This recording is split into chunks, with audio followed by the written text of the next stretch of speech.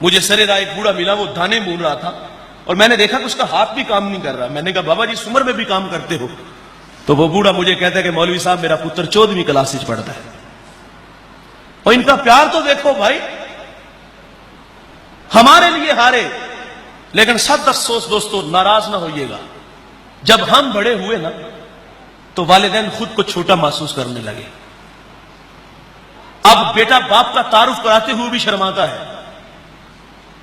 میں اس بوڑھے کو کبھی بھی نہیں بھول سکتا جس نے محنت مزدوری کر کے اپنے بیٹے کو بڑا انسان بنایا، لیکن وہ بڑا نہ بنا، جانور بنا. معاشرے میں بڑا نام کمایا، بڑے بڑے لوگوں میں اٹھنا بیٹھنا ہوا. تو باپ دیہات کا رہنے والا تھا، والد کو ملنے گیا تو اس کے دوست بھی آئے ہوئے تھے. اور وہ بوڑھا مل کے جب باہر نکلنے لگا تو کسی نے پوچھا یہ کون ہے؟ تو اس نے کہا یہ دیہات میں ہمارا ملازم ہے. ایک ہفتے ہی بعد وہ اللہ کے پاس چلا گیا. اور ماں باپ ہمارے ملازم ہی ہوتے ہیں، ہماری نوکری کرتے ہیں بھائی، لیکن اولاد کو تو نوکر نہیں سمجھنا چاہیے.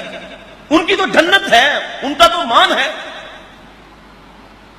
افسوس بھائی ہم بڑے ہوئے تو ماں باپ چھوٹے ہو گئے.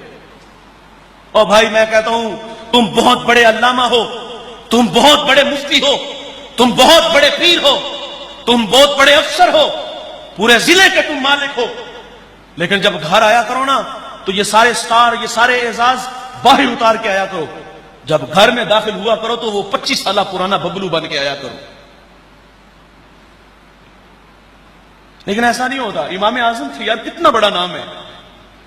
اپنے ٹیچر کی مسند پہ بیٹھے فتویٰ چلتا ہے تو ماں کہتی بیٹے میں نے مسئلہ پوچھنا ہے فلاں بوڑھے عالم سے، چلو سواری تیار کرو. بیٹا یہ نہیں کہتا کہ ماں میں خود بہت بڑا عالم ہوں، آپ حکم کرو. وہی بچپنے کی معصومیت لے آتے، سواری تیار کرتے، ماں کو بٹھاتے اور اس عالم کے پاس لے جاتے. لیکن افسوس کہ یار ہم بڑے ہوئے تو ہم نے ماں باپ کو چھوٹا کر دیا. ہمارے لیے انہوں نے کتنی محنت کی. ماں ساری ساری رات سلائی مشین چلا رہی ہے، گھر میں فٹ بال سی رہی ہے، کئی بار اس کا ہاتھ زخمی ہوا. یہ چائنا میں آج سے 100 سال پہلے ایک جھٹکا لگا تھا، لاکھوں لوگ ملبے تلے زمین میں چلے گئے تھے، خاک کا ڈھیر بنے تھے. ایک بہت بڑی عمارت گرتی ہے تو اس کے ملبے کو جب اٹھایا گیا نیچے ایک سیل تھی، اور جب وہ پیچھے ہٹتی ہے تو ایک خاتون اور ایک چھوٹا سا بچہ تھا اور دونوں بے ہوش ہیں.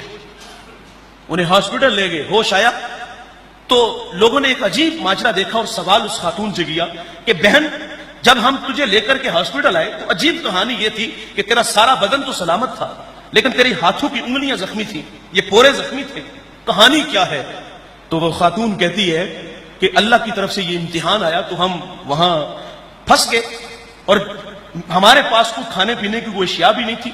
ایک دو دن تو میں اپنے بیٹے کو اپنی چھاتی کا دودھ پلاتی رہی، لیکن جب دودھ خشک ہوا تو بیٹا روتا اور مجھ سے بیٹے کا رونا دیکھا نہ گیا، ممتا تڑپی.